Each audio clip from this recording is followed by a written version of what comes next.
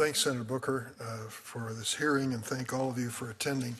I apologize, I was down one floor with the Secretary of State, Blinken, talking about the situation in our foreign policy, and these conflicts are maddening because I wanted to be here too, and it's a difficult challenge. I've tried in my time on the Judiciary Committee and the few years that I've been chairman to have a focus on incarceration. Much of it stems from an article which I read many years ago by a man named Atul Gawande, a medical doctor who now is working in the administration, who wrote about the impact of incarceration and particularly solitary confinement on prisoners, what impact it has on them as human beings would have on many people. And I've kind of taken up that cause with some success, limited success. I wish there would have been more.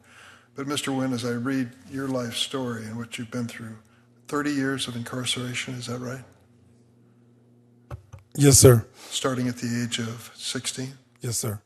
And now how long have you been out of jail? July the 1st will be 4 years. 4? Yes, sir. And I see that you're actively involved in a project to try to help others that face that challenge. Yes, sir. Tell me about that. Oh, I have an organization called PIPES, which stands for Priorities, Intentions, and Practical Exchanges. And we do wraparound services for guys that's incarcerated coming home. We also speak on parole board hearings. We assist in filing writs for guys. And we do letter writing campaigns. We do prayer vigils. We also mentor kids that's facing incarceration or are on a trajectory of going to prison. And we try to recorrect the way that they're thinking so that they don't make the bad decisions that we made to go to prison. So we just offer them programming so that they could be better human beings and more productive human beings. What is the highest priority for the ex-offender? What are they looking for when they're finally released?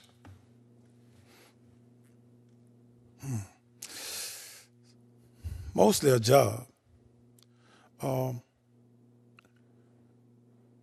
Nothing else really matters because you're playing catch up. So the average person, no, everybody that's coming home, they're trying to take care of themselves.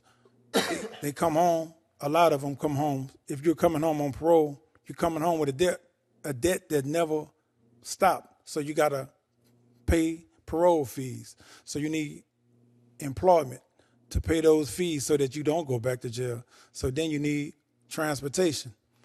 You need a phone for communication to see that whether or not you have a job. And it's hard, especially where I'm from in Shreveport, where second chances are really not fitted for you. It's like if you got that ex-offender on your back, you don't really get a job. So a lot of times we have to make our own jobs.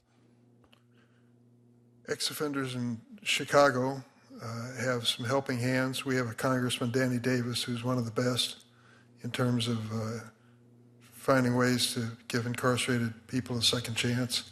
Many of them flock to the neighborhoods around where he lives. Many of the churches there are dedicated to it, organizations as well. Some of these people basically need identification cards so they can prove who they are because they've been gone for so long, they don't have a driver's license. They don't have anything they turn to in that regard. And I think we ought to go out of our way, if they want it, to give high praise to those employers who employ the ex-offenders. I've got some friends of mine who are real estate developers in Chicago who look like high rollers who could care less about the little guy. And they're the first to offer jobs for these people. And I think they deserve recognition. Many of them probably don't want to advertise it. They just want to do it. And that's the most important part. Have you seen that kind of cooperation from businesses? Yes, it's certain businesses that does the same thing. But, you really have to just put them a part of your network so that they could give them.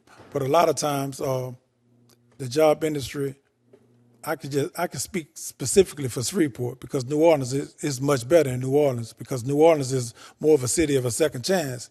But in Shreveport, it's just becoming a part of understanding the needs of guys that's coming home. So most people will get a yard, mowing yards, or a lawn service job. it's easy for you to get. Or the trucking industry opens its arms to people. So guys will go try to get their CDLs if they can pass that test, because that test in Louisiana is kind of hard. But guys will go out their way to try to get a trucking job. Let me just say, my time is finished here, and I want to wrap up. I've kind of had this position for many years, and I state it every chance I get. I believe that every member of Congress every 2 years should do two things: visit a foreign country, because I don't believe you come to appreciate your home until you leave it. And secondly, visit a prison. Visit a prison.